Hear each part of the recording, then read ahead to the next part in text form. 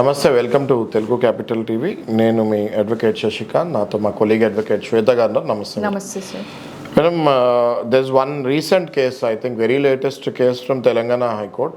Marriage జరిగింది ఒక వ్యక్తికి, అది చెప్పకుండా ఇంకొక మహిళతో మ్యారేజ్ చేసుకున్నాడు. అది తెలిసిన మహిళ ఈయన మీద కేసు పెట్టడం జరిగింది. దాని గురించి మీరు చెప్తారా? సార్, ఈయనకి ఆల్రెడీ ఫస్ట్ మ్యారేజ్ అయింది. ఆ ఫస్ట్ మ్యారేజ్లో ఈయన డివోర్స్ డిగ్రీ అనేది తీసుకోలేదు. వైఫ్ దగ్గర నుంచి లాఫుల్గా డివోర్స్ అనేది రాలేదు. అది కప్పిపుచ్చి అది తెలియకుండా రెండో పెళ్లి చేసుకున్నాడు. ఆ అమ్మాయికి నాకు ఆల్రెడీ ఫస్ట్ వైఫ్ నుంచి డివోర్స్ వచ్చేసింది అని. ఓకే. అండ్ ఇంక ఈయన ఏం చెప్పాడు అని అంటే మాది ఒక లవ్ మ్యారేజ్ అని ఫస్ట్ పోర్ట్రే చేశాడు. బట్ ఆయన వేసిన కౌంటర్లో ఏమని ఉంది అని అంటే it was an arranged marriage అని. రెండు కాంట్రడిక్టరీ స్టేట్మెంట్స్ ఆయనది. అయితే వైఫ్ ఏం చేసిందంటే సెకండ్ వైఫ్, ఈయన నా దగ్గర ఫస్ట్ పెళ్ళి డివోర్స్ అయింది అని చెప్పారు, కానీ అది రాలేదు. ఓకే. అండ్ అలా నన్ను మోసం చేసి పెళ్లి చేసుకున్నందుకు నాకు 1 crore alimony కావాలి.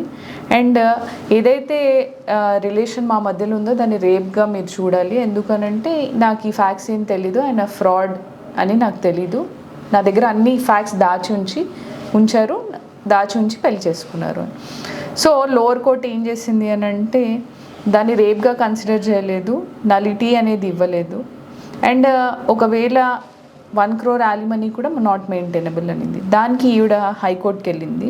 హైకోర్టు ఏమనింది అని అంటే అతను నీకు అబద్ధం చెప్పాడు కాబట్టి దాన్ని రేప్గా కన్సిడర్ చేస్తాము. 1 crore alimony అనేది మెయింటైనబుల్ కాదు, ఎందుకంటే మీరు సెకండ్ వైఫ్గా రాదు. ఎందుకంటే ఫస్ట్ వైఫ్ దగ్గర నుంచి మీకు డివోర్స్, ఆయనకి ఇంకా డివోర్స్ అవ్వలేదు కాబట్టి మీ పెళ్ళి అనేది మెయింటైనబుల్ కాదు అని పెళ్ళిని రద్దు చేసింది సార్, నలిటీ అనే డివోర్స్.